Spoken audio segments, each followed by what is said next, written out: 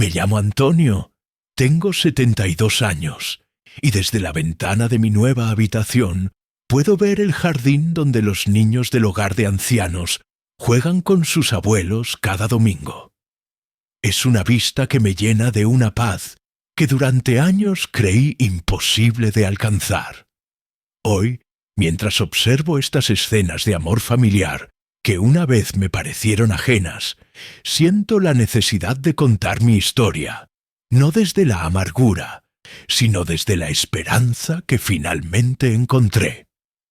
Durante 60 años fui padre y, durante los últimos 20 de esos años, también fui víctima.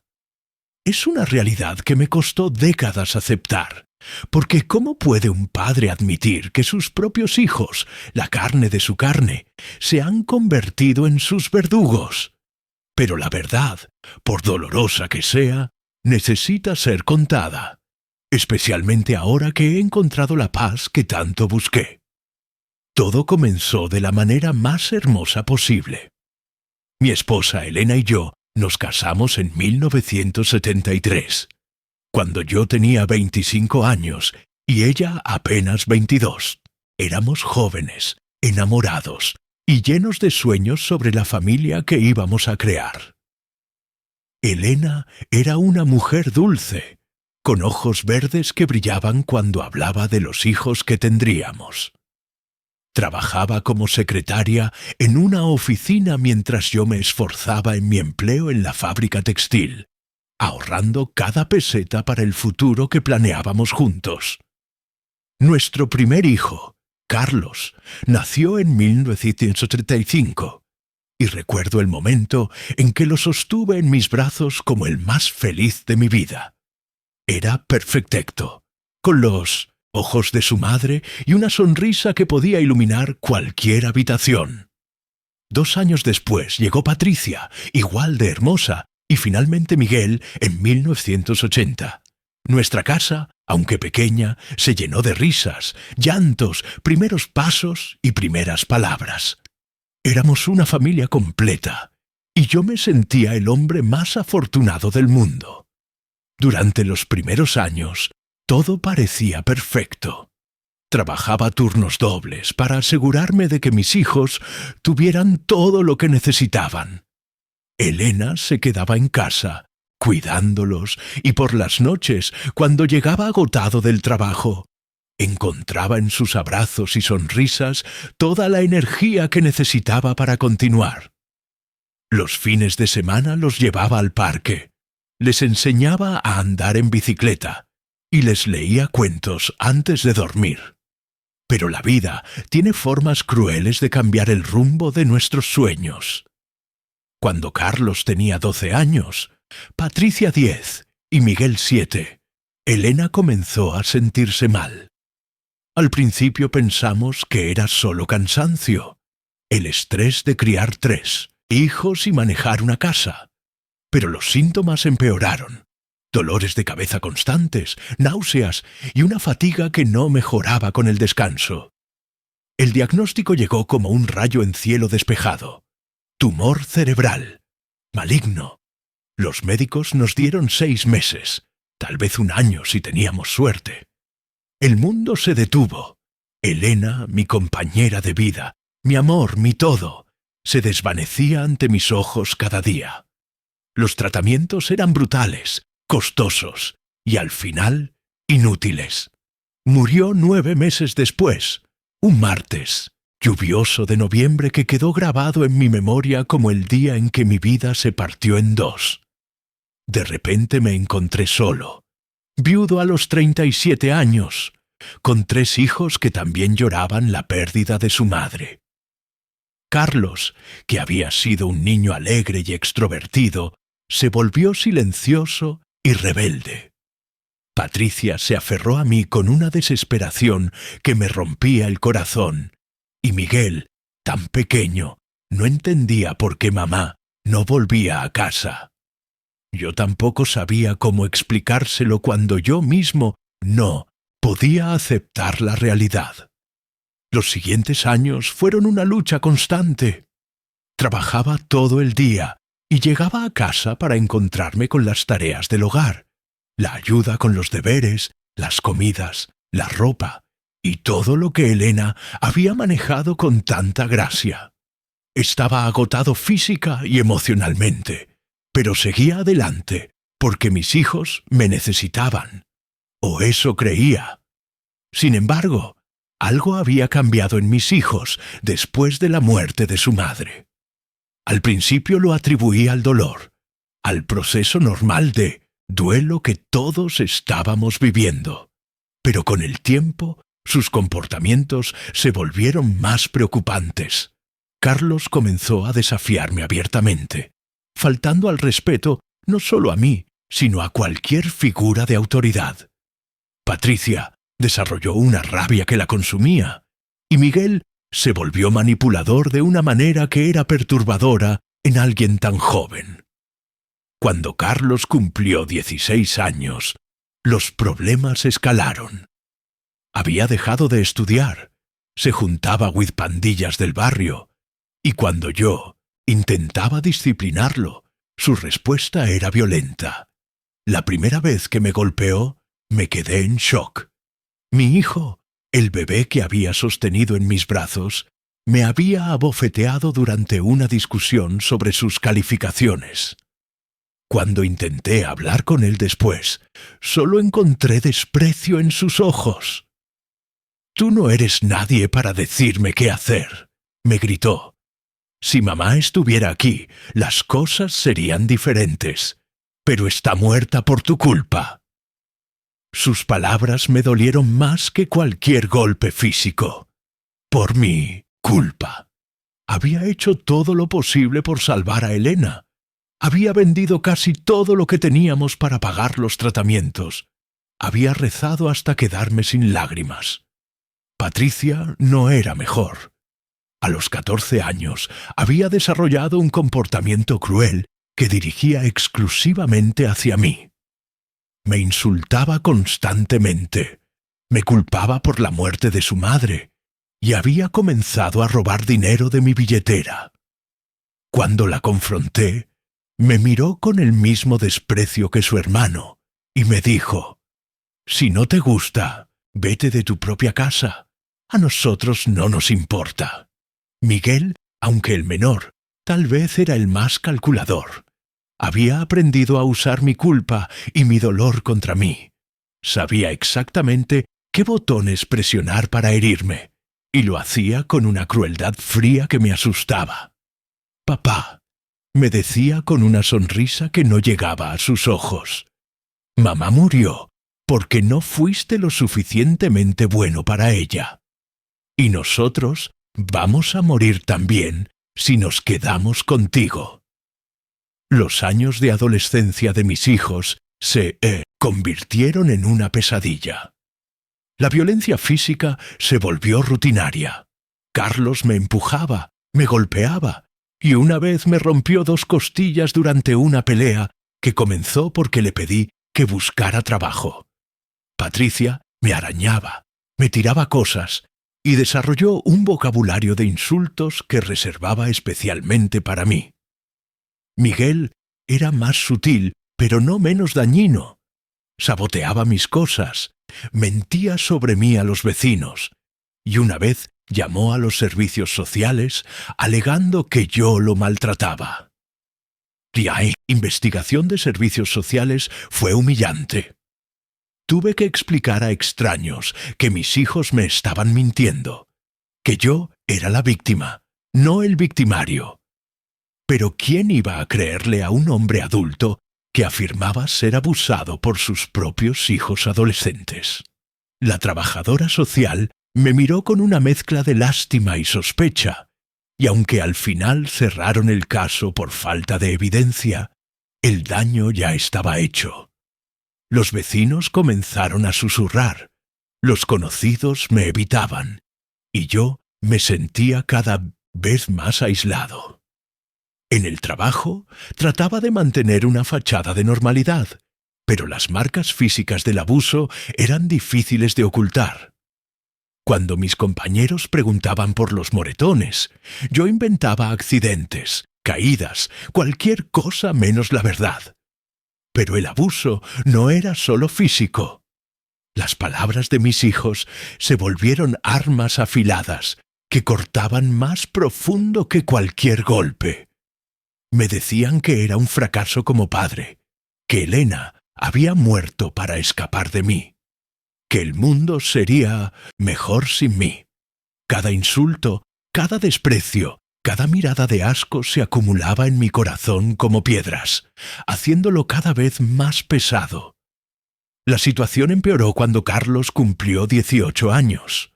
En lugar de independizarse, decidió quedarse en casa, pero sin contribuir en nada. No trabajaba, no estudiaba, solo consumía los recursos que yo proveía mientras me trataba como si fuera un sirviente en mi propia casa. Patricia y Miguel siguieron su ejemplo, viendo que podían hacer lo que quisieran sin consecuencias. Durante años traté de buscar ayuda. Fui a terapia, hablé con sacerdotes, consulté con trabajadores sociales, pero todos me daban la misma respuesta. Son sus hijos, don Antonio. Tienen que encontrar la forma de comunicarse. Como si no hubiera intentado cada método de comunicación conocido por la humanidad. Como si la violencia fuera una falta de comunicación y no una elección deliberada. El punto más bajo llegó cuando tenía 58 años. Carlos, que entonces tenía 23, había traído a su novia a vivir a la casa sin consultarme. Cuando protesté, me golpeó tan fuerte que perdí el conocimiento. Desperté en el hospital con una conmoción cerebral y 3 costillas rotas. Cuando la enfermera preguntó qué había pasado, mentí otra vez. Me caí por las escaleras, dije, protegiendo a mi agresor como había hecho durante años. Esa noche, en la cama del hospital, tomé una decisión que cambiaría mi vida. No podía seguir viviendo así. Tenía 2 opciones: morir lentamente bajo el abuso constante de mis hijos, o encontrar la fuerza para salvarme a mí mismo. Por primera vez en décadas, elegí mi propia supervivencia sobre mi sentimiento de obligación hacia ellos. Cuando regresé del hospital, les dije a mis hijos que las cosas iban a cambiar. Carlos se rió en mi cara. «¿O qué, viejo? ¿Vas a echarnos?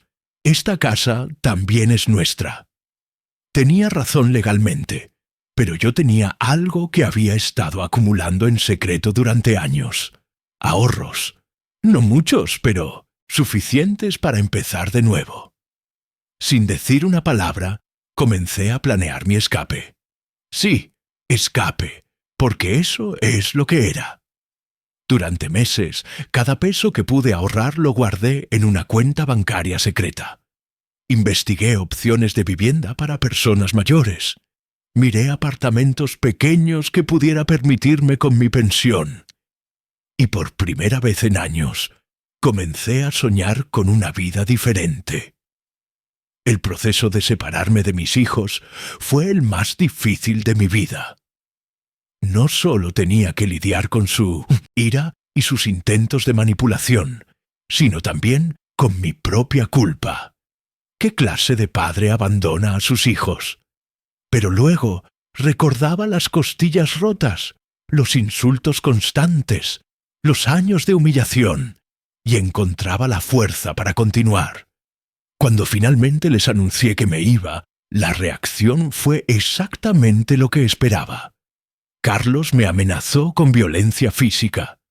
Patricia lloró lágrimas falsas y me acusó de ser un padre egoísta. Miguel trató de chantajearme emocionalmente, recordándome lo mucho que su madre habría querido que mantuviéramos unida la familia. Su madre, les dije con una firmeza que no había sentido en años, habría estado horrorizada por lo que ustedes se han convertido. Elena era una mujer de amor y bondad, y ustedes han elegido ser todo lo contrario. Fue la primera vez en décadas que defendí tanto a mi esposa muerta como a mí mismo. El día que me mudé a mi pequeño apartamento de un dormitorio, sentí una mezcla de terror y alivio que no sabía que era posible. Terror porque estaba completamente solo por primera vez en décadas, y alivio porque finalmente estaba libre del abuso constante. Esa primera noche, dormí 8 horas seguidas por primera vez en años. Los primeros meses fueron difíciles. Mis hijos no me dejaron ir fácilmente. Me llamaban constantemente, alternando entre súplicas falsas y amenazas. Aparecían en mi apartamento sin invitación, hacían escenas en el pasillo, y una vez Carlos rompió la ventana de mi sala.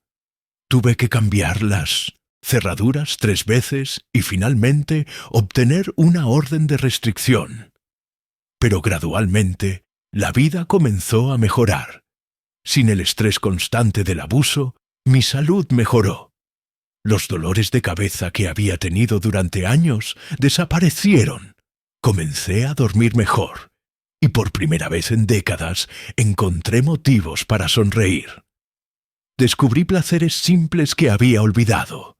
Leer un libro sin ser interrumpido, ver televisión sin insultos de fondo, cocinar una comida sin temor a ser criticado.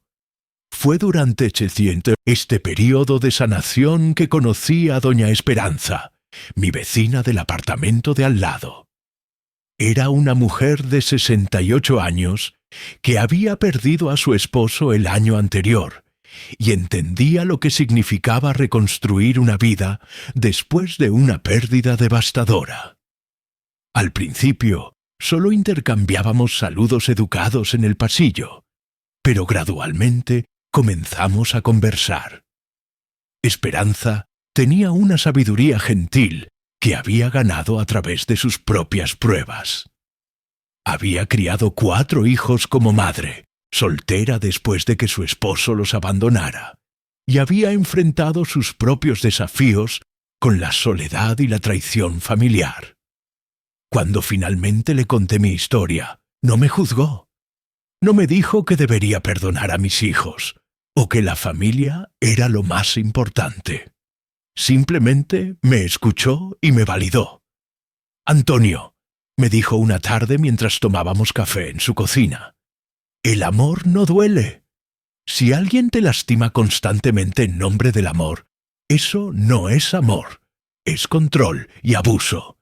Tienes derecho a la paz, independientemente de quién esté tratando de quitártela». Sus palabras fueron como bálsamo para heridas que había cargado durante décadas. Con el tiempo, Esperanza y yo desarrollamos una amistad profunda que lentamente se convirtió en algo más. No fue el amor apasionado de mi juventud con Elena, sino algo más sereno y sustentador. Era el amor de 2 personas que habían sido lastimadas por la vida, pero que habían encontrado fuerza el uno en el otro. Nos casamos en una ceremonia pequeña, cuando yo tenía 65 años, rodeados solo de sus hijos, que me recibieron con los brazos abiertos. Los hijos de Esperanza, María, José, Carmen y David, me mostraron lo que una familia real podía ser. Me trataban con respeto, me incluían en celebraciones familiares, y me dieron algo que nunca pensé que tendría: nietos que me amaban genuinamente. Estos niños me llamaban Abuelo Antonio, y corrían hacia mí con abrazos cada vez que me veían. Sus sonrisas inocentes y su afecto sincero sanaron partes de mi corazón que pensé que estaban rotas para siempre. Durante los años de mi matrimonio con Esperanza, mis hijos biológicos ocasionalmente intentaron contactarme. Generalmente era cuando necesitaban dinero o enfrentaban alguna crisis. Carlos había desarrollado problemas con las drogas y había estado en prisión varias veces. Patricia había tenido varios matrimonios fallidos y luchaba con la depresión. Miguel había logrado mantener un trabajo, pero tenía problemas con el alcohol. Al principio, estos contactos me llenaban de esperanza. Tal vez finalmente habían madurado. Tal vez estaban listos para tener una relación real conmigo. Pero cada vez, sus motivos eran puramente egoístas. Querían dinero, un lugar donde quedarse, o ayuda para salir de problemas legales. Cuando me negaba o trataba de establecer límites, volvían a los mismos patrones de abuso verbal y manipulación emocional de su juventud. Con el apoyo de Esperanza y la terapia que finalmente había comenzado a tomar en serio, aprendí a decir no. Aprendí que establecer límites no me convertía en una mala persona, sino que me protegía de ser lastimado repetidamente. Aprendí que el perdón no significaba permitir que el abuso continuara, sino liberarme del resentimiento que me estaba comiendo vivo. El proceso de perdón fue largo y complicado. No perdoné a mis hijos por ellos, sino por mí mismo. Entendí que habían sido niños traumatizados por la muerte de su madre y que habían canalizado su dolor de la manera más destructiva posible. Eso no excusaba sus acciones, pero me ayudó a entender que su crueldad no tenía nada que ver con mi valor como persona. Esperanza murió hace 3 años, después de una batalla valiente contra el cáncer de páncreas. Su muerte me devastó, pero había aprendido que el duelo no tenía que convertirse en autodestrucción. Sus hijos me apoyaron durante ese periodo difícil, asegurándose de que no estuviera solo, incluyéndome en sus vidas, incluso después de perder el vínculo directo que los conectaba conmigo. Fue después del funeral de Esperanza que Carlos apareció en mi puerta. Había oído sobre su muerte y había venido, según dijo, para apoyar a su padre en su momento de dolor. Pero rápidamente quedó claro que había venido porque pensaba que ahora que estaba solo y vulnerable, podía manipularme otra vez. «Papá», me dijo con una falsa preocupación que reconocí inmediatamente. «No deberías estar solo a tu edad. Ven a vivir conmigo. Podemos ser una familia otra vez». Cuando le pregunté sobre su esposa y sus hijos, admitió que se había divorciado y que apenas veía a sus hijos. Su oferta no era sobre reconectarse conmigo, era sobre tener a alguien que pagara las cuentas y cuidara de él. Por primera vez en mi vida, pude mirar a mi hijo mayor directamente a los ojos y decir: «No, Carlos, no voy a permitir que me lastimes otra vez». Su máscara de preocupación se desvaneció inmediatamente, reemplazada por la misma ira que había mostrado durante décadas. Comenzó a gritarme, a insultarme, a usar las mismas tácticas de manipulación que había perfeccionado en su juventud. Pero yo ya no era el hombre roto que había sido. «Puedes irte ahora», le dije con calma, «o puedo llamar a la policía. La elección es tuya». Se fue, maldiciendo y amenazando, pero se fue. Y por primera vez en mi vida me sentí completamente libre de su poder sobre mí. Ese incidente me ayudó a darme cuenta de cuánto había crecido durante mis años con Esperanza y su familia. Ya no era la víctima asustada que había sido durante décadas. Era un hombre que había aprendido su propio valor, que había experimentado el amor real y que ya no estaba dispuesto a aceptar menos de lo que merecía. Ahora vivo en este hogar de ancianos, no porque mis hijos me hayan puesto aquí, sino porque elegí venir. Después de la muerte de Esperanza, los hijos de ella me ofrecieron quedarme con cualquiera de ellos, pero decidí que quería la independencia y la comunidad que este lugar podía ofrecerme. Aquí tengo amigos, actividades cuidado médico cuando lo necesito, y la paz que tanto busqué durante tantos años. Mis días están llenos de pequeñas alegrías que una vez pensé que eran imposibles. Juego ajedrez con otros residentes, participo en el coro del hogar y ayudo a cuidar el jardín donde los nietos de otros residentes vienen a jugar los domingos. Estos niños me han enseñado que la inocencia y la alegría aún existen en el mundo y que merezco ser parte de ella. La semana pasada, Patricia me llamó.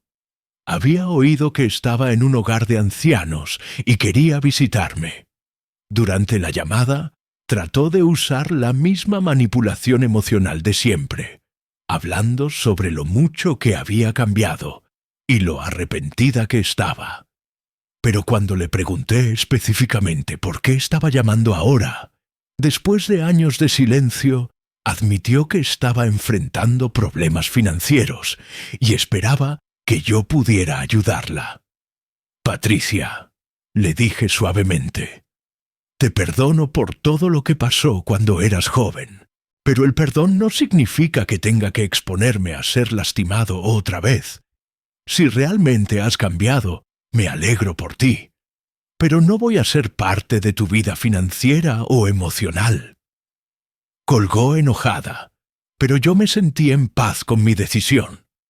Esta mañana, mientras desayunaba en el comedor común del hogar, una de las enfermeras me trajo una carta. Era de uno de los nietos de Esperanza, ahora un joven de 20 años que está estudiando medicina. Me escribía para contarme sobre sus estudios y para agradecerme por todo el amor y apoyo que le había dado durante su infancia. Abuelo Antonio, escribía, usted me enseñó lo que significa ser un buen hombre, y espero ser la mitad de bondadoso que usted cuando sea mayor. Mientras leía esas palabras, sentí una gratitud tan profunda que me llenaron los ojos de lágrimas. No eran lágrimas de tristeza, sino de una alegría pura que viene de saber que mi vida ha tenido significado y propósito. Había fracasado como padre con mis propios hijos, pero había tenido éxito como abuelo con los hijos de Esperanza. Había sido víctima de abuso, pero también había sido fuente de amor y seguridad para otros. Esta tarde, como hago todos los días, saldré al jardín y me sentaré en mi banco favorito bajo el gran roble. Otros residentes se unirán a mí y hablaremos de nuestras vidas, nuestros recuerdos y nuestros sueños para nuestros seres queridos. Algunos de mis compañeros aquí también han enfrentado el rechazo de sus hijos adultos y hemos formado una especie de familia elegida, apoyándonos mutuamente a través de las alegrías y tristezas de nuestros años dorados. No sé cuántos años me quedan, pero sé que quiero vivir cada día que me resta en paz y gratitud. He aprendido que la familia no siempre está determinada por la sangre, sino por el amor y el respeto mutuo. He aprendido que nunca es demasiado tarde para empezar de nuevo, para elegir la felicidad sobre el deber, para valorarse a uno mismo lo suficiente como para alejarse de situaciones tóxicas. A cualquier persona que esté leyendo esto y que pueda estar enfrentando abuso por parte de hijos adultos, quiero decirle que no está solo, que su dolor es real y válido, y que merece ser tratado con dignidad y respeto sin importar su edad o su relación con su abusador. El amor verdadero no duele, no humilla, no destroza. El amor verdadero honra, protege y nutre. Esta noche, cuando me acueste en mi cama en mi habitación pequeña pero acogedora, cerraré los ojos con gratitud. Gratitud por haber encontrado el valor de salvarme a mí mismo. Gratitud por Esperanza y su familia que me mostraron lo que el amor real podía ser. Y gratitud por estos años finales de paz que una vez pensé que eran imposibles. Mi historia comenzó con dolor, pero termina con esperanza. Y esa, creo, es la lección más importante de todas.